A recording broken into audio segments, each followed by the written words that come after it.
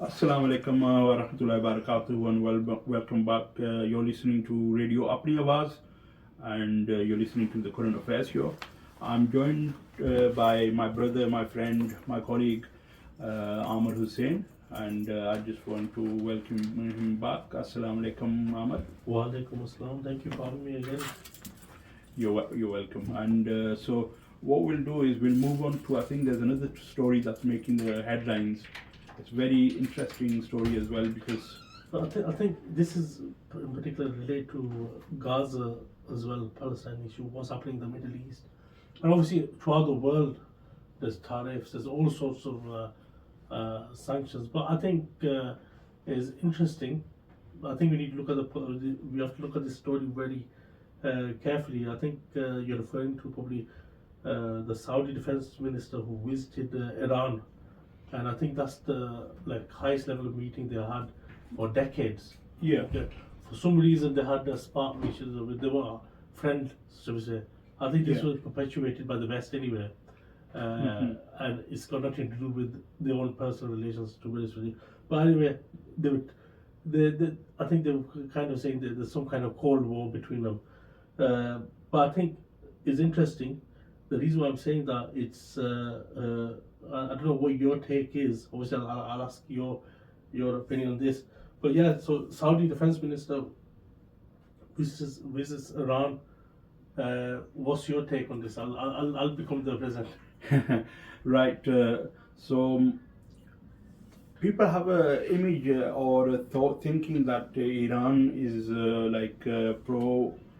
pro Muslim or is against America.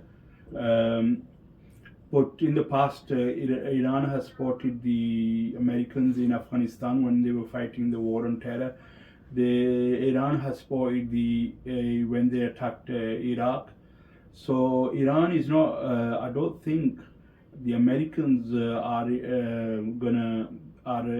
Iranians are not that what people think them to be independent, or they don't. They have done things which people look up to them. But if you look at overall, Iran could have done more, and because it claims to be an Islamic Republic of Iran, it's more like a sectarian state, which is just for the Shia state. It's had fatah with Pakistan recently, and it's basically being portrayed as the Saudi Iran. Was always thought that the Saudis are the ones that are pro America, and the Iranians are anti America. But if you look at the details, you will find that Iran is pro American as well, and both of them are pro Iran. Pro America, sorry, they are pro America. They are American agents. If you look at the history, the Iranian history, how was it that the Ayatollah left from Paris and traveled all the way to Tehran without any consequences, and then whatever happened afterwards, since that creation of the Iranian revolution, in no time has there been an attempt to take on any attempt at punishing the Israel, even though it has got many of its commandos and everybody killed. We've seen attacks on Tehran by the Israelis. Iran is not a small state, it's not a weak state. It could have attacked Israel and so went in to stop this, but it didn't. So my thinking is that even Saudi, everybody knows that they were used and they are pro-American. They are under the American thumb. So, but the current reality now is changing because of China and Russia. Russia is not much of a threat. Obviously, it's got weapons and it's fighting a war in Iraq, Ukraine. But I think the Chinese, because the Chinese market now expanding and people trying to get away from the dollar, and that what's happening is there's trade deals being done. But as far as Gaza is concerned, neither of these two countries, Saudi or Iran, have played any role in supporting in a way where tangible results could have been taken place, where it would have been a threat to them. You could have, if these countries were sincere, you could have had Pakistan army, Iranian army, Saudi army, Jordan army. They could have gone in and helped the Gaza. So I'm going to bring you back to basically, is any significance? Obviously, for decades these guys haven't met, but now they are meeting. Should that be a positive? Should that be looking at a positive thing or a negative for Muslims in general worldwide? I don't think it's a positive or negative. What this is for their own nation's national interest. They're not thinking about the Muslim Ummah at large. These people are talking about, like if you read what it says, developing defense relations and regional cooperation to strengthen peace and stability in the region, as well as combating terrorism, are among the topics of discussion between the two senior defense officials. Yeah, I think my take on it is slightly different to yours. I think you put them as an equal footing. I think basically at the bomb, under the thumb of the US or the West. I think obviously the Saudis, their foreign affairs is directly to do with what the US wants them to do. I think personally is the defense minister has gone upon the request of the US, Donald Trump, because apparently they're going to make peace for Ukraine. So apparently they're broking that peace, and I think they're just going to be using them for their nuclear. They don't want Iran to develop nuclear weapons. I think yes, historically Iran has had connections with the US, and they've used people. They've used Pakistan. They've used Saddam Hussein, who was their friend. They used Osama bin Laden. So they've used people when they wanted to, and when they didn't want them to throw them away. I think recently, the last decade, couple or so, they've threw away Pakistan. Before, Pakistan used to be a very close friend of the ally, and it used to be one of the main funders. Whatever the US said, they do in Afghanistan, for example. But I'm just saying, Iran, for me personally, I think they've gone against the rule book. They've gone against what the narrative is. So they have funded from obviously various groups, Hezbollah, and obviously these groups are proscribed terrorist groups, Hezbollah and Hamas. They have financed these guys, and but they also even though with notice, they gave notice, they gave Israel notice, but they fired weapons. I think that's just a scare kind of tactic, but maybe the response should have been more from what I got from yourself. But I think really, we need more countries like Iran.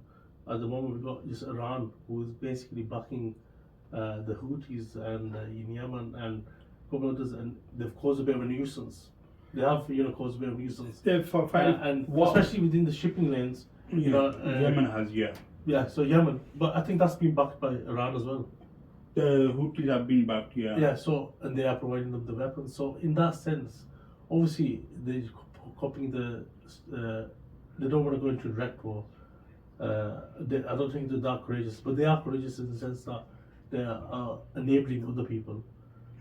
Which obviously I think these are all we need to learn, because in the West they're all proscribed terrorist groups, and and I think also there was a recent case, but I think we were just talking about it, now that I've mentioned it, that I think there was there's an application from the proscribed terrorist group Hamas to take them away from being there's a case going on. There is a case going on. I think probably next week we'll probably talk about that in a bit more detail. But obviously, there's a lot of things happening in the world, and I think every week me and AJ Saab, Abdul Jawad, will be talking about these kind of stuff. And please do listen and tell your friends and families to listen as well. And also, what we're doing here is unique. We've given people the voice to speak. So, I'm really, really grateful for the opportunity. And you can ring in on 01274 271 787 or 786. And the lines are open, so you're free to call in and let us know your views and your take on the situation. Well, I'd like to just carry on with this piece because this is very interesting, and we'll wind up in a bit and start, obviously to just talk about these nation states. Imagine these nation states were to fall, right, like they did in the Arab Spring. These dictatorships fell, but what happened is you had a different person taking over, the face change, and that's with the Iran and Saudi. They are sectarian states that were created by the British. All the countries, they were set up by Sykes-Picot after the Second World War. So they are basically, they've been caged into nation states, and these nation states will not go outside of their remit. And those who created these Sykes-Picot and all these Western powers, they'll go in. They're not bothered about the sovereignty of this country or that country. They don't care about the lines that they drew up. So they're showing we're not bothered. So why should the Muslim Ummah support these rulers? Why should they support this system of capitalism? Why should they carry on with following the global liberal world order? So what IMF tells you, what the UN tells you, what the international rule-based order, these are all there to keep the Ummah divided and to tell them, look, we've got you. Obviously, some of these countries have done stuff. I'm not saying none of these countries are. There's good people in there, and they need to wake up. That's what my message is. Wake up, and we need to wake them up. Basically, give a good shake to those people who want to change. Those who are sleeping, let them sleep. Only those people who are awake and who are challenging, we need to basically carry on. And we'll wind up now. Yeah. So we'll wind up, and this is what my message is to people: to wake up and to look at all I the think solutions. I'll probably mirror that message, and hopefully there could be a more united. Well, in the UK, we need to become more united with different, Sunni branches we have. We're not united in that, but mind Sunni or Shia. So, but I think we need to be united, more united, and with the common goal. The common goal is obviously, the threat of Zionism, creating major frictions, and that's going to happen not just in Palestine, which is wiped. Never mind, they're saying they talk about wiping Israel off the map. They've actually wiped Palestine off the map. There is no Palestine currently; it's fully occupied. Hopefully, that will in the near future become deoccupied. Should we say they'll get rid of the occupation somehow?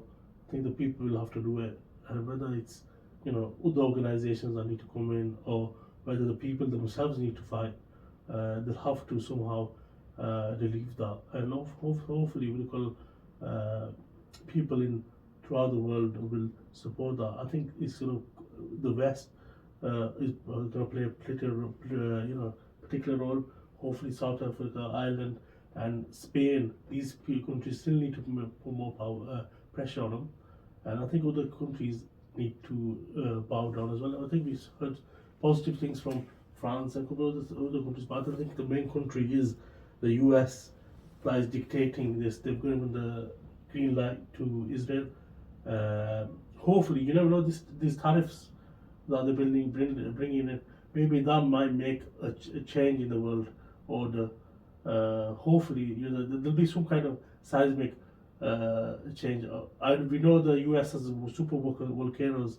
I think we can't be waiting for that to erupt. People have to do something themselves.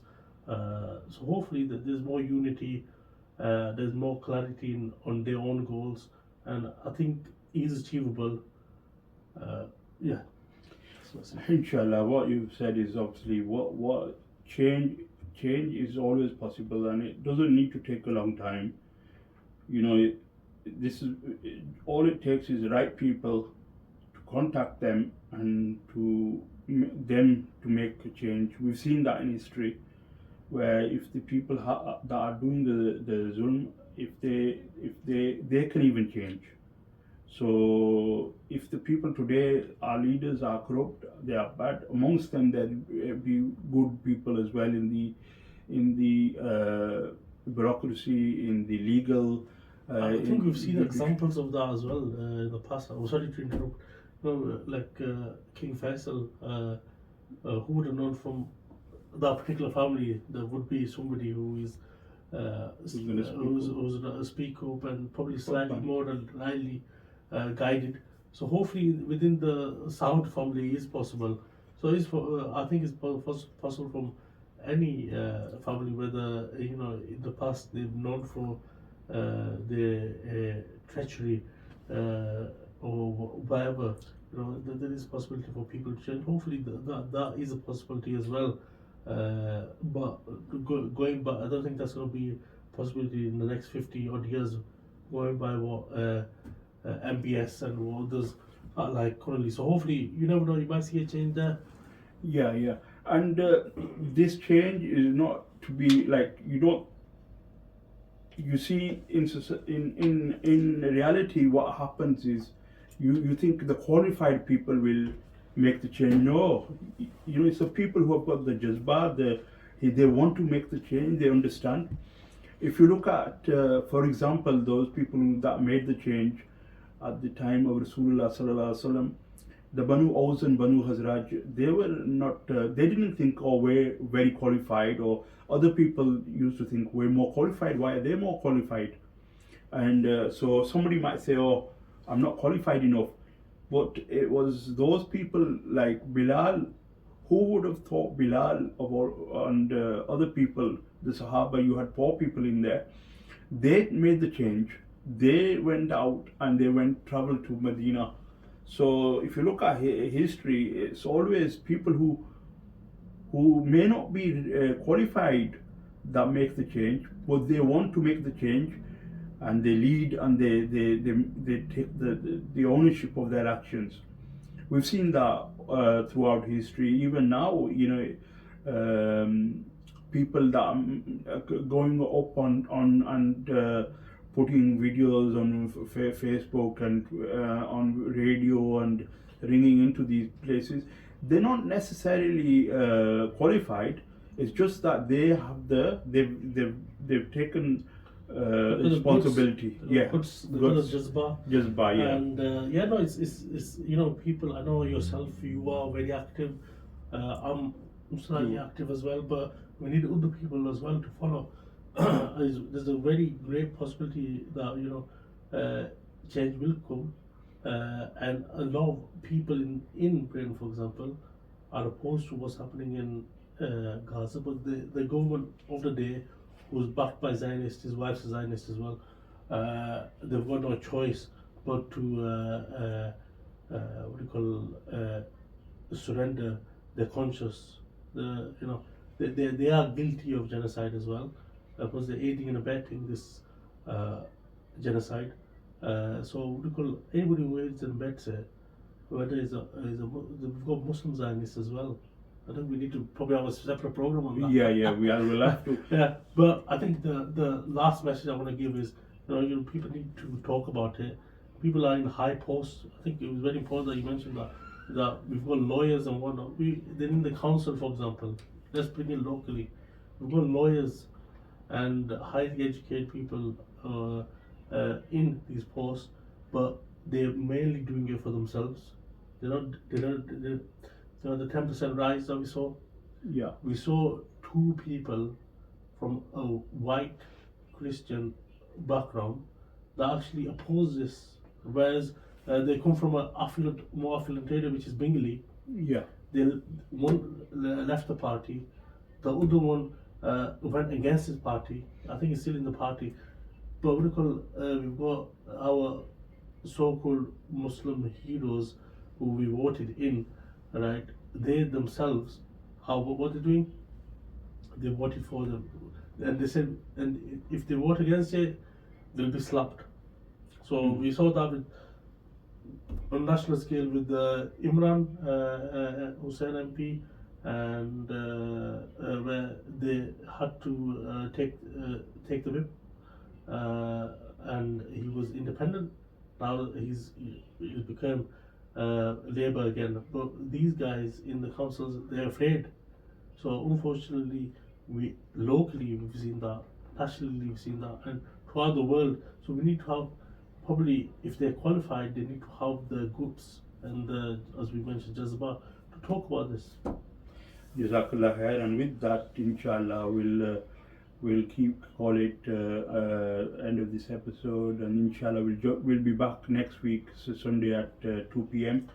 With more current affairs issues and topics. If you would like us to talk about a certain issue or a topic, you can contact us at Radio Apni Awaz, and we'll try our best to get your topic included, and you can join us inshallah if you want.